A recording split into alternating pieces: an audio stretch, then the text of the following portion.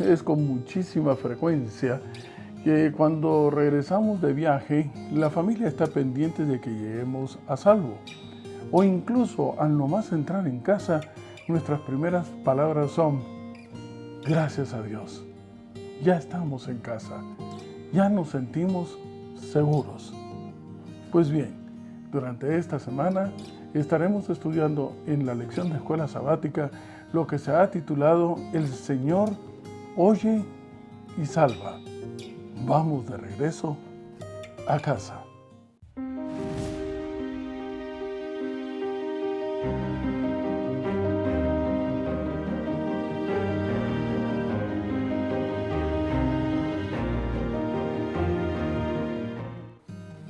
Y me encuentro buscando en el Nuevo Testamento la palabra de Dios en Marcos, en el capítulo 5 y el verso 8. Marcos, capítulo 5, verso 8. Este es un episodio que varias veces lo hemos considerado. Es una circunstancia desconcertante al principio, pero que luego tiene un final realmente feliz. Y la palabra de Dios dice en Marcos, capítulo 5 y el verso 28. Porque decía: si tocare tan solamente su manto, seré salva. Qué profundidad de expresión detrás de un gran escenario de necesidad. La etimología del vocablo escuchar viene de auscultare, que es una palabra compuesta en donde también deriva lo que es oír, de ahí oreja, y la acepción griega klei, que significa inclinarse. En otras palabras, escuchar es inclinar la oreja prestando muchísima atención.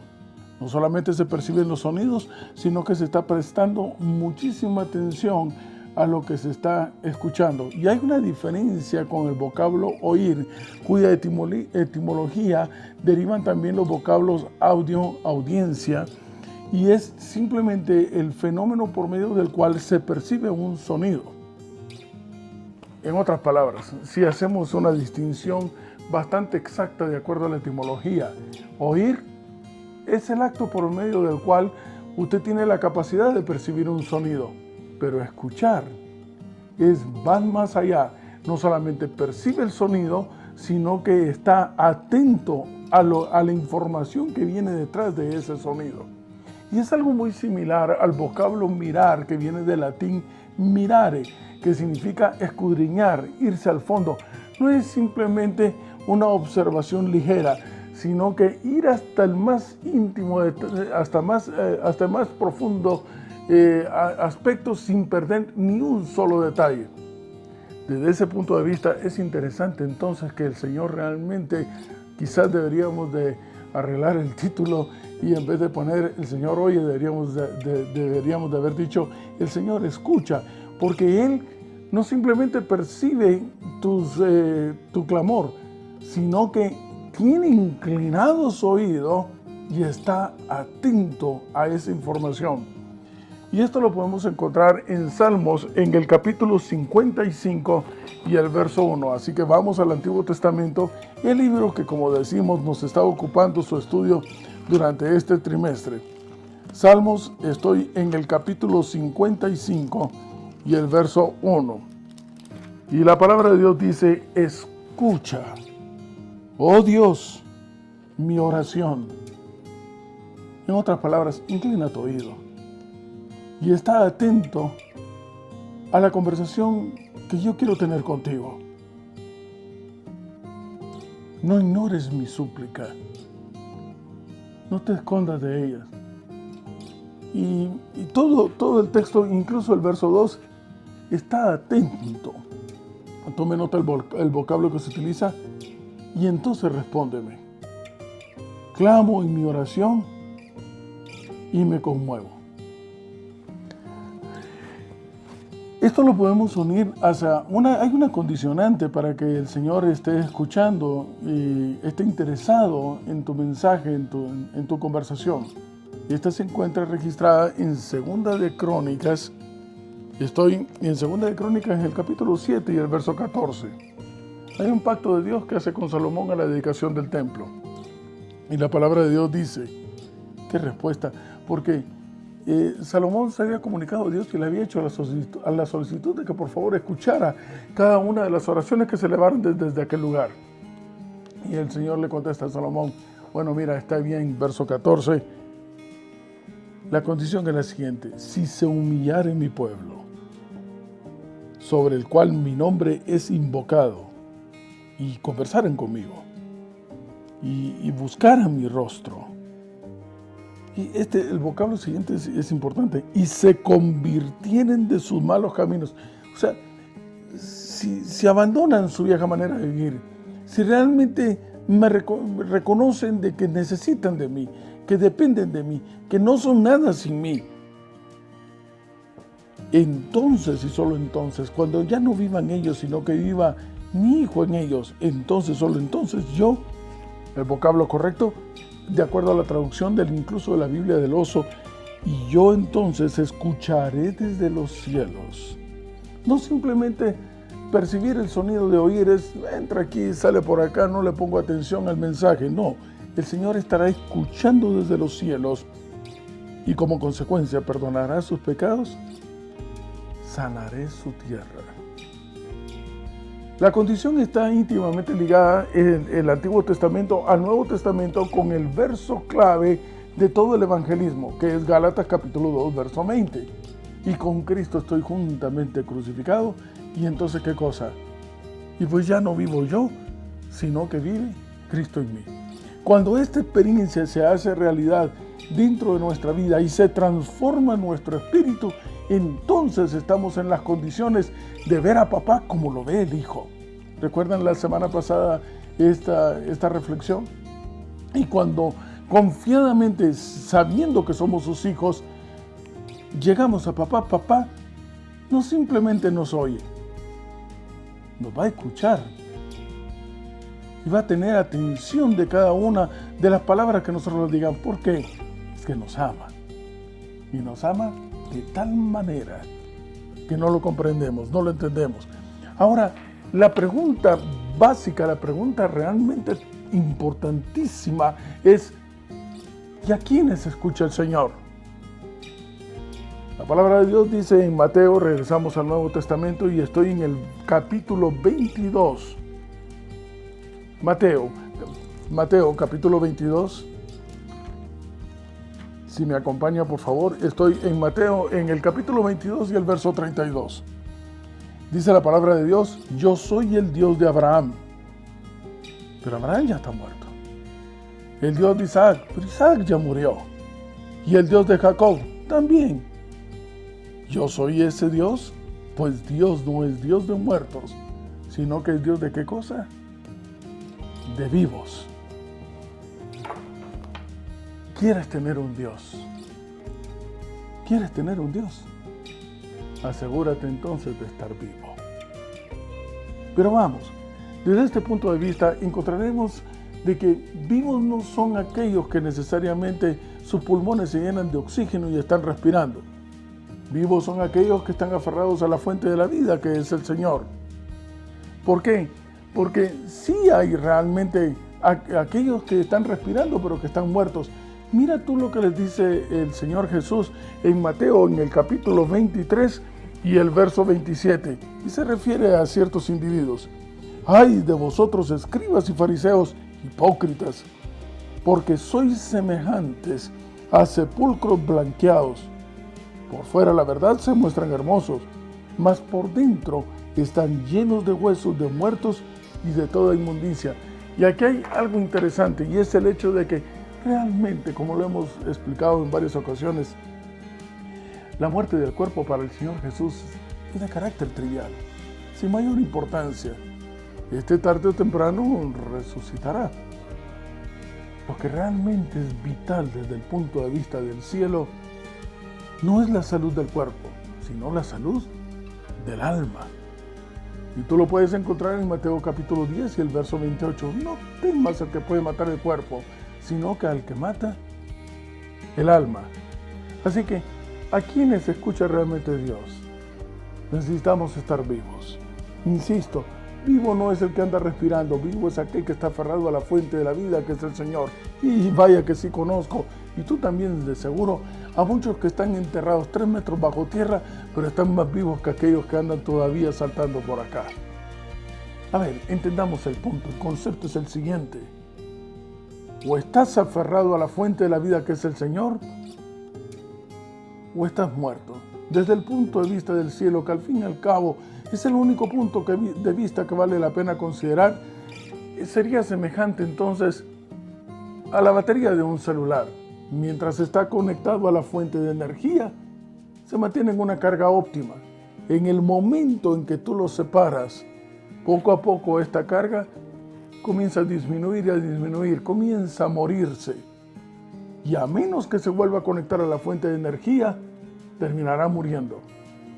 Ese es nuestro caso. Somos el celular que puede estar en las manos del Señor, y debemos de estar entonces conectados a la fuente de energía que es el Eterno. Pero el día que tú te separas de Él, comienzas a morir. ¿Y qué más da si es hoy, mañana o pasado? Inevitablemente ya estás muerto. Eres un sepulcro blanqueado. Estás lleno de huesos por dentro. Como consecuencia de haber establecido una relación íntima, como consecuencia de que tenemos un Dios vivo porque nosotros estamos vivos, y porque para estar vivo necesitamos estar siempre conectados a Él. En otras palabras, estamos diciendo que la palabra de Dios nos aclara que Dios es solamente un Dios para aquellos que ya no viven ellos, sino que vive Jesús en su lugar.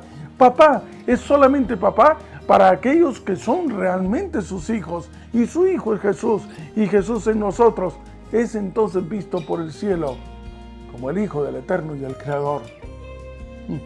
Lo hemos dicho también varias veces, hemos encontrado que al Hijo de Dios se le contestan las oraciones antes de que digan amén, no es para menos, es hijo de papá. Como consecuencia de esto, entonces quizás el ser humano que tanto se aferra al cuerpo, porque es lo que sus ojos ven, necesitamos, parece, aprender a vivir en la dimensión del cielo. Dice la palabra de Dios en Salmo 121. Es interesante la forma en que inicia este salmo. Alzaré, pero toma nota que está hablando de manera personal. Y dice el escritor, alzaré mis ojos a los montes. Estoy buscando algo. Y me pregunto no porque no lo sepas, sino porque quiero que tú sepas la respuesta. ¿Y de dónde vendrá mi socorro? Y está hablando en sentido propio. Mi socorro es mío. Cuando yo le busco, viene de Jehová, y lo enfatizo. Y lo puede hacer todo. Y me siento confiado de que venga de Él, porque Él es el Creador. Es que Él hizo los cielos y la tierra. Te presento al Dios que me ha funcionado a mí. Eso decíamos la semana pasada. Y ahora te digo, haz lo mismo.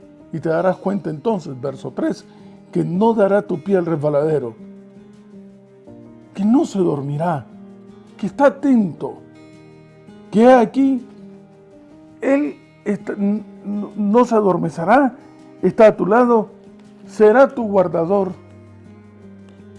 Él será tu sombra, tu mano derecha, estará constantemente contigo. No permitirá que nada ni nadie te toque, porque eres nada menos que la niña de sus ojos, y te lleva grabado en las palmas de las manos.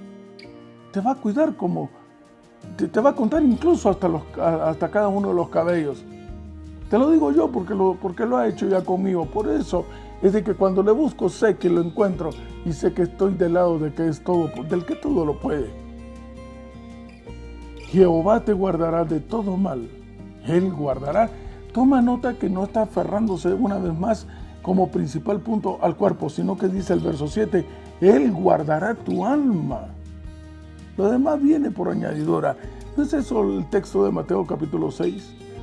Si buscamos primeramente el reino de Dios y su justicia, si buscas primeramente establecer una relación íntima con el Señor, incluso la salud del cuerpo vendrá por añadidura. Y Jehová Jehová estará contigo cuando salgas y al regresar. Es que siempre estará contigo. Y eso será, si tú lo aceptas, desde ahora y para siempre. Así que si lo más importante es la salvación del alma, ahora comprendemos entonces en Marcos capítulo 5, regresando al texto que era nuestra base de consideración en esta oportunidad, nuevamente regresemos a Marcos en el capítulo 5 y el verso 28. Marcos capítulo 5, verso 28, y la palabra de Dios dice: porque la mujer decía, ay, si tan solo yo tocara su manto, entonces seré salva. Tome nota de que esta mujer no está buscando la sanación de su cuerpo. De hecho, ya se resignó a que lo iba a perder. Ese era el pronóstico de los médicos.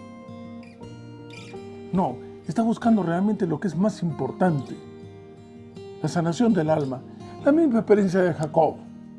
Jacob comenzó preocupándose por la salud del cuerpo y terminó reputándolo incluso como algo muy secundario para aferrarse al Señor, y que aunque le quitara la vida, no importa, se conformaría con ser salvo, porque tarde o temprano el polvo se volverá a convertir en el cuerpo que tenía, pero mejorado por la gracia de Dios.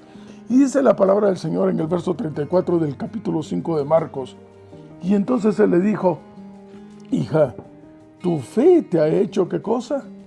Salva, ve en paz. Y ahora sí, como consecuencia, y queda sana de tu azote. Si me sigue, por favor, acércate al Señor. Pero acércate al Señor con la prioridad que realmente se merece considerar. Ven y llena mi corazón. Sana mi alma. Inunda con tu espíritu mi vida. Y entonces yo sé que como consecuencia sanarás cualquiera de mis aflicciones. Sanarás mi cuerpo. Apreciados hermanos, regresamos a casa y no podemos hacerlo sin considerar un último verso que se encuentra en Salmos en el capítulo 84 y el verso 10. De nuevo a la consideración de nuestro libro de este trimestre. Salmos capítulo 84 y verso 10. Y la palabra de Dios dice: es que me es mejor un día en tus atrios, es mejor un día en casa que 1000 fuera de ellos. Escogería antes estar a la puerta de la casa de mi Dios que habitar en las moradas de maldad. ¿Cuántos? Estoy seguro, todos, en más de algún momento hemos exclamado de igual manera: qué bueno que ya estamos en casa, qué bueno que regresamos con bien. Y finalmente, al traspasar la puerta principal, nos sentimos tan seguros del mundo de maldad que nos está rodeando. Llegaremos con bien. Vamos hacia casa y puedes estar plenamente convencido que cuando lleguemos allá, muy pronto, porque el que ha de venir vendrá y no tardará, entonces en verdad nos sentiremos seguros para siempre. No habrá más lágrimas ni dolor, sino que volveremos a ser lo que siempre debimos ser: imagen y semejanza de